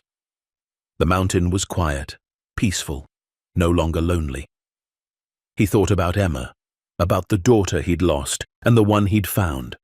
They weren't the same, would never be the same. But maybe that was okay. Maybe redemption wasn't about replacing what you'd lost. Maybe it was about being brave enough to love again, despite knowing how much it could hurt. Inside, Lily slept safe and warm. And Thomas Brennan, the ghost who'd haunted these mountains for 15 years, finally came home. Spring came to the mountains slowly that year, melting snow revealing earth that hadn't seen sun in months. Thomas watched the transformation from the porch of the cabin, a mug of coffee in his hand and the sound of Lily's laughter drifting through the open window behind him.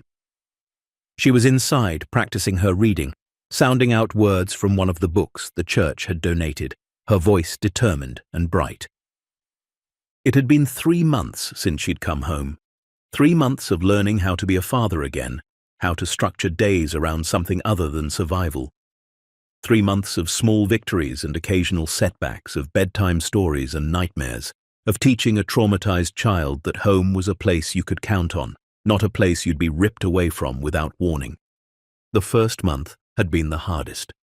Lily had tested him constantly, waiting for him to lose patience, to send her back, to prove that his promises were as empty as everyone else's. She'd refuse to eat, then eat everything in sight. She'd cling to him, then push him away.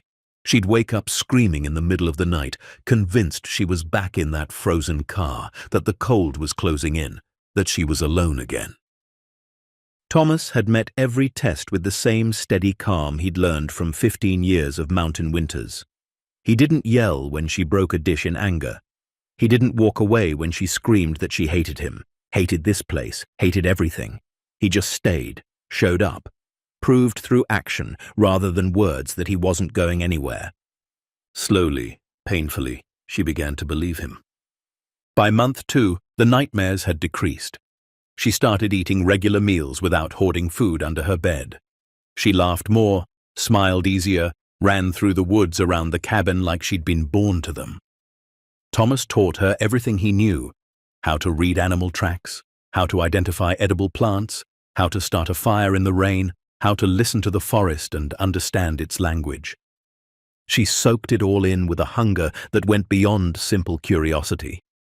Learning made her feel safe, capable, like she could survive anything the world threw at her. And Thomas, teaching her, felt purpose bloom in his chest like spring flowers breaking through frozen ground. The social worker, a woman named Jennifer with kind eyes and a clipboard full of forms, came by every 2 weeks. She'd watch them interact, ask Lily questions in private, inspect the cabin, and take notes. After the first few visits, her demeanor had shifted from skeptical to cautiously optimistic. By the 3rd month, she was smiling when she arrived. "I've never seen a placement take this well this quickly," Jennifer said one afternoon while Lily was outside collecting firewood. "Usually there's more resistance, more behavioral issues, but she's thriving." Thomas watched through the window as Lily carefully stacked split logs the way he'd taught her, making sure air could flow between each piece. She just needed someone to believe in her, to show her that love isn't conditional on being perfect or easy. Jennifer made a note. "And you? How are you adjusting?" Thomas considered the question. 3 months ago, he'd been a hermit who spoke maybe 50 words a week. Now his days were filled with conversation, with laughter, with the constant needs of another human being. It should have felt overwhelming. Instead, it felt like waking up from a long sleep. "I'm good," he said. "Better than I've been in 15 years. No regrets? Only that I didn't find her sooner." The town had changed toward him, too. At first, people had been curious, cautious, unsure what to make of the mountain man who'd shot someone and then adopted the child at the center of the scandal. But as weeks passed and they saw Thomas and Lily together, at the hardware store picking out seeds for a garden, at the diner sharing pancakes, at church on Sunday mornings sitting quietly in the back pew, opinions shifted. Beth Carson started saving them the corner booth at the diner, the one with the view of the mountains. Marcus Webb gave Lily a junior tool belt and taught her the names of every tool in the shop. Father Kent invited Thomas to join a men's support group for single parents, a gathering of widowers and divorcees who met Tuesday nights to share struggles and strategies.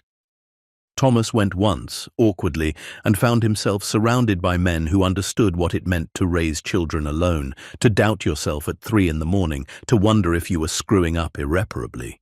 He went back the next week, and the next. He wasn't alone anymore. Neither was Lily. By April, the cabin had become a real home. Lily had decorated her room with drawings she'd made, with rocks and feathers collected from hikes, with photos Thomas had taken of them together, proof that this was real, that she existed, that someone wanted to remember her. They'd planted a garden together, tomatoes and carrots and sunflowers, Lily's small hands patting dirt around seeds with intense focus. "When will they grow?" she'd asked. "Takes time," Thomas had said. "But if we take care of them, water them, protect them, they'll grow strong." She'd looked up at him, dirt smudged on her cheek. "Like me?" "Yeah, kiddo, exactly like you." One evening in late April, Thomas was teaching Lily to cook when she asked a question that had clearly been building for weeks. "Do you think my mom is okay?" Thomas's hands stilled on the knife he'd been using to chop vegetables. They'd talked about Sarah before, but only in broad strokes. Lily knew her mother was in jail, knew she'd made terrible choices, knew she wasn't coming back. But understanding and accepting were different things. "I think she's safer than she was with Derek," Thomas said carefully. "And I think giving you up was the hardest thing she ever did, but also maybe the bravest." "Do you think she misses me?" "I know she does." Lily was quiet, stirring the pot of soup on the stove. "I miss her sometimes too. Is that bad?" Thomas knelt down beside her, turning her gently to face him. No, sweetheart, that's not bad. She's your mom. You're allowed to love her and be angry at her and miss her all at the same time. Feelings are complicated. They don't follow rules. Do you still miss your daughter? Emma? The question landed like a stone in still water, sending ripples through places Thomas usually kept carefully walled off. Every day, he admitted. But it's different now. It doesn't hurt quite as much as it used to, like a scar that's finally healed enough to touch without bleeding. Because of me? Because I learned that loving someone new doesn't mean forgetting someone you lost. It just means your heart got bigger, big enough to hold both. Lily threw her arms around his neck and held on tight. Thomas closed his eyes and held her back, this fierce little soul who'd saved him without even knowing she needed saving too. The 6-month review came in early June. The courtroom was less packed this time, just Thomas, Diana, Jennifer, Judge Holloway, and a few officials from social services. Sarah had been transferred to a facility 3 states away, part of witness protection after her testimony against Derek had led to arrests across 2 counties. She'd sent a letter to the judge, handwritten on lined paper. Judge Holloway read it aloud. I want what's best for my daughter. I failed her in every way a mother can fail a child. But Thomas Brennan didn't. He saved her, protected her, and gave her a life I never could. I'm formally relinquishing all parental rights and requesting that custody be granted to Mr. Brennan permanently. She deserves a father who'll choose her every single day. She deserves him. Judge Holloway set the letter down and looked at Thomas. Mr. Brennan, I've reviewed Jennifer's reports. Lily is thriving academically, emotionally, and physically. Her therapist reports significant progress in processing trauma. The community support remains strong, and it's clear to this court that the bond between you two is genuine and healthy. She paused, and Thomas held his breath. Therefore, I'm granting permanent custody to Thomas Brennan, with the option to pursue formal adoption proceedings if he chooses. Lily Bennett will legally become Lily Brennan, effective immediately. Thomas felt the world tilt. Diana grabbed his arm, steadying him, grinning like she'd just won the lottery. You did it, she whispered. She's yours. When Thomas got home that evening, Lily was waiting on the porch, practically vibrating with anticipation. What did the judge say? Thomas climbed out of the truck slowly, drawing it out, watching her face cycle through hope and fear and desperate need to know. Then he grinned. She said, you're stuck with me, kiddo. Officially, permanently, if you want to be. Lily's shriek could probably be heard in the next county. She launched off the porch and ran to him, and Thomas caught her mid-leap, spinning her around while she laughed and cried and shouted, Yes, yes, yes. So, Thomas said when he finally set her down. That means we're a family now, a real one. And I was thinking, if you want, we could make it official. I could adopt you. You'd be Lily Brennan for real. She stared at him, eyes huge. You want to adopt me? Like, be my actual dad? If you'll have me. Yes! She threw herself at him again. Yes, 1,000 times yes. That night, they celebrated with ice cream from town and a campfire under the stars. Lily talked non-stop about what being a Brennan meant, what they'd do together, what adventures they'd have. Thomas listened and laughed and felt something settle in his chest that had been unsettled for so long he'd forgotten what peace felt like. Later, after Lily had fallen asleep by the fire and Thomas had carried her to bed, he stood on the porch looking at the mountains. Emma's photo was in his pocket, carried there always. He pulled it out, looked at her gap-toothed smile. I hope this is okay, he whispered. I hope wherever you are, you understand. You'll always be my first daughter, always. But I've got room in my heart for another one now, and I think maybe you'd like her. She's brave and smart and kind. She's a lot like you. The wind rustled through the pines, gentle and warm. Thomas chose to believe it was Emma, giving her blessing. The adoption was finalized in August, a simple ceremony in Judge Holloway's chambers with just a few witnesses: Diana, Jennifer, Rachel, Beth, Marcus, and Father Kent. Lily wore a new dress Beth had bought her, white with yellow flowers, and she couldn't stop smiling. When Judge Holloway signed the final papers and declared Lily officially Lily Brennan, the small group erupted in applause. Afterward, they had a party at the diner. Beth had closed it for the afternoon and decorated with balloons and streamers. Half the town showed up bringing casseroles and cakes and stories about their own families, their own struggles, their own second chances. Thomas, who'd spent 15 years avoiding exactly this kind of community attention, found himself in the center of it and realized he didn't mind. These people had rallied when he needed them, had shown up, helped out, believed in him when he barely believed in himself. They were more than neighbors now, they were family. Lily moved through the crowd like a butterfly, accepting hugs and congratulations, showing everyone the official adoption certificate like it was a trophy. At one point, she climbed onto a chair and shouted for everyone's attention. "I want to say thank you," she announced, her voice clear and strong, "to everyone who helped me and Thomas. You all could have said he was too old or too weird, or that I was too broken. But you didn't. You believed in us. And now I have a dad and a home and a family." Her voice wavered. "And I just want you to know that I'm going to make you all proud. I'm going to be the best Brennan I can be." There wasn't a dry eye in the diner. Thomas stood and held out his hand. Lily jumped down and took it, and together they faced the people who'd made this possible.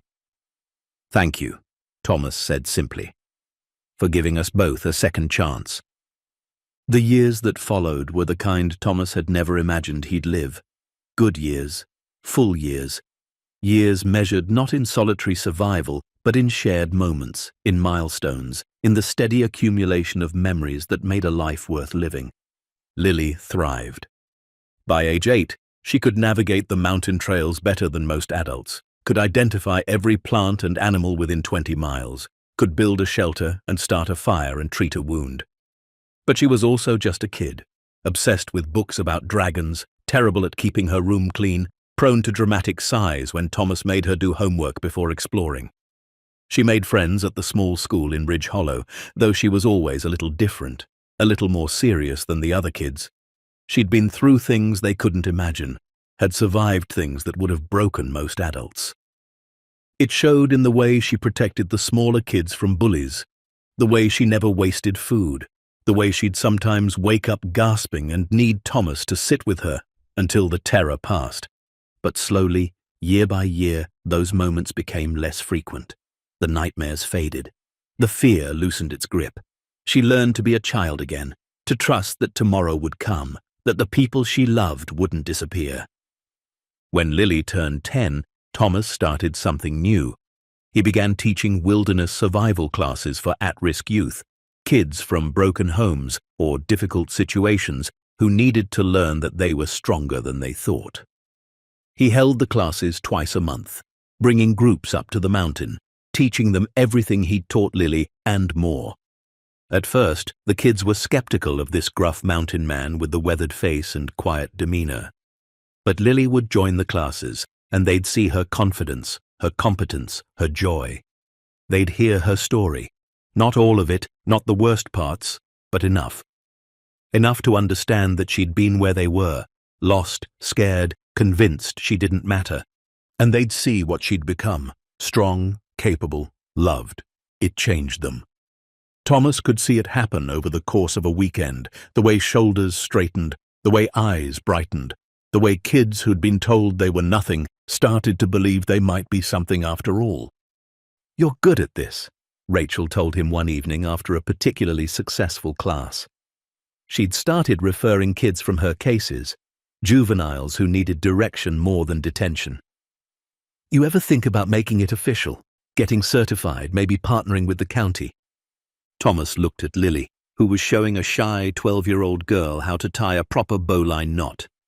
"Maybe," he said. "Yeah, maybe I will." By the time Lily turned 12, the program had expanded. Thomas had partnered with social services, with the school district, with youth organizations across 3 counties. The Brennan Mountain Survival School, as it had been unofficially dubbed, had become a lifeline for dozens of kids. Some came for a weekend and left changed. Others came back again and again, forming a kind of extended family around Thomas and Lily. One fall afternoon, a reporter from the Denver Post showed up wanting to do a story. Thomas almost turned her away, but Lily convinced him. Our story might help someone else, she said, wise beyond her years. Someone who thinks they're too broken or it's too late. We should tell them it's not. The article ran on the front page of the Sunday edition. From Hermit to Hero, How a Mountain Man and the Girl He Saved Built a Family and a Legacy. It told the whole story. Emma's death, Thomas's isolation, finding Lily, the shooting, the custody battle, the survival school. Within days, Thomas's phone was ringing off the hook with interview requests, book offers, speaking engagements. He turned down most of them, but he accepted a few, the ones that felt right, the ones that might actually help someone. He spoke at foster parent training sessions, at trauma recovery conferences, at churches and schools. Always with the same message. It's never too late to come back from grief. It's never too late to love again. It's never too late to save someone or be saved. And always when he spoke, Lily was there. Not as a prop or a symbol, but as his daughter, his partner in this unexpected mission. She'd stand beside him, sometimes adding her own perspective, sometimes just being present as proof that second chances were real. On Lily's 13th birthday, Thomas took her to Emma's grave for the first time. It was a 3-hour drive to the cemetery where his first daughter was buried, a place he hadn't visited since the week after the funeral. The headstone was simple: Emma Rose Brennan, beloved daughter, forever 7.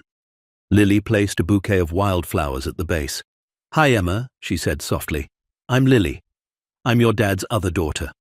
I just wanted to say thank you for sharing him with me, and I promise I'll take good care of him."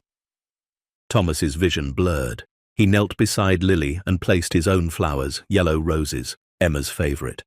"Hey, baby girl," he whispered. "I want you to meet someone very special.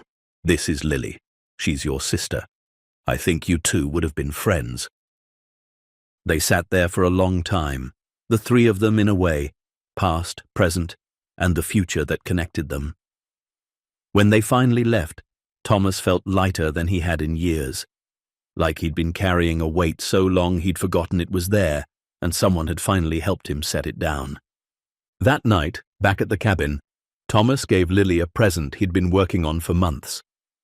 It was a wooden box carved by hand, inlaid with her initials. Inside were photos, of them together, of the cabin, of the mountains, and 2 items carefully wrapped. The first was Emma's stuffed rabbit, the one with the missing ear. "This was Emma's," Thomas said as Lily unwrapped it carefully. "I've kept it all these years, but I think she'd want you to have it now. You don't have to keep it if you don't want to, but—" "I want to," Lily interrupted, clutching the worn rabbit to her chest. "I'll keep it safe, I promise." The second item was a legal document. Lily unfolded it, confused at first, then her eyes went wide. It was a certificate changing her middle name. She was no longer Lily Marie Bennett. She was Lily Emma Brennan. "You named me after her," Lily whispered. "You both saved my life," Thomas said, his voice thick. "Seemed right that you should share a name, if that's okay with you." Lily launched herself at him, wrapping her arms around his neck and crying into his shoulder. "It's perfect," she sobbed. "Everything's perfect." Years continued to pass, measured in birthdays and holidays, in school achievements and wilderness adventures, in the quiet accumulation of ordinary moments that made an extraordinary life. Lily grew into a remarkable young woman, strong, compassionate, fiercely protective of the vulnerable, determined to make the world better for having her in it. She never forgot where she came from. The car in the snow, the cold, the fear, the abandonment. But she didn't let it define her. Instead, she let it fuel her. At 16, she started volunteering with foster kids, using her story to give them hope. At 17, she won a scholarship to study social work. At 18, she stood in front of her high school and gave a graduation speech that had the entire auditorium in tears. "I was left to die," she said, her voice clear and unwavering. "Someone decided I wasn't worth the trouble of keeping alive. But one man, a broken man who'd lost everything, decided differently. He chose me. And that choice changed both our lives. We all have the power to choose hope over despair, To choose love over fear. To choose to show up for someone even when it's hard, even when it's scary, even when you don't think you're qualified. Because sometimes the most broken people make the best healers. Sometimes the people everyone else has given up on are exactly the ones who'll change the world. Thomas sat in the audience, older now, his beard completely grey, his hands weathered from years of teaching kids to build fires and lives. He watched his daughter speak and felt pride surge through him so powerfully he thought his heart might burst. This brilliant, brave, beautiful young woman had been hours from death in a frozen car when he found her. And now she was here, inspiring hundreds, carrying forward a legacy of second chances and stubborn hope. After the ceremony, as they drove back up the mountain together one last time before Lily left for college, she asked him the same question she'd asked years ago. Do you ever regret it? Taking me in? Your whole life changed. Thomas looked at her, at this person who'd become the center of his world, the reason he woke up every morning, the proof that redemption was real. Not for a single second, he said. You gave me my life back, Lily. You gave me purpose and joy and a reason to believe the world could still be good. I should be asking if you regret me. She grabbed his hand. Never. You're the best thing that ever happened to me. You showed me what a father should be, what love should look like, what home really means. She paused. I'm going to miss this place. Miss you. I'll be right here when you come back. Always. And he was. Through 4 years of college, through graduate school, through Lily's first job as a social worker, through all the miles and years that separated them physically but never emotionally. Thomas kept the cabin, kept teaching his classes, kept being a safe harbor for broken kids who needed someone to believe in them. And Lily kept coming home. For holidays, for summers, for long weekends when the world got too heavy and she needed to remember where she came from. They'd hike the same trails they'd walked when she was small, cook the same meals, sit on the same porch watching the same mountains turn gold in the sunset. This will always be home, Lily said one evening when she was 25, visiting with news that she'd been offered a job directing a youth program in Denver. No matter where I go, this is where I belong. Thomas smiled. You belong wherever you choose to be. That's what I learned from you. Home isn't a place, it's people. It's love. It's choosing each other every day. On a crisp October morning, almost 20 years after Thomas had found a little girl crying in the snow, he stood on his porch and watched the sun rise over the mountains. He was 73 now, slower than he used to be, but still strong, still teaching, still showing up. The cabin was quiet.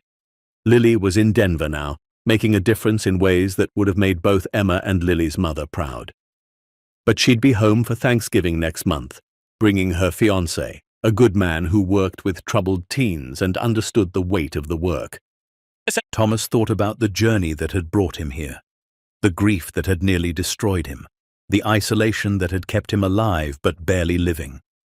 The moment he'd heard crying through the wind and made the choice to stop, to listen, to care. That choice had saved 2 lives. Maybe more than 2. Counting all the kids who'd come through his program, all the families he'd helped keep together, all the people Lily would help in her career.